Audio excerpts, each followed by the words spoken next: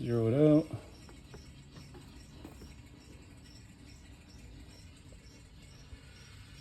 £33.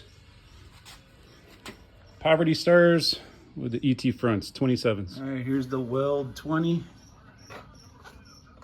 Zero it out first, I guess. There you go. These come in 51.9. Quite a difference. I think the Poverty Stars were 33. See, I got them custom powder coated so they'll match the bead locks, but these are just so much better. These are beauties.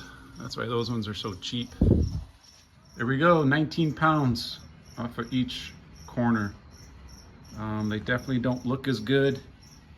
The cheap lugs, the cheap washers, the plastic hub-centric ring versus the Weld, but I mean, the Welds are 4 times the price.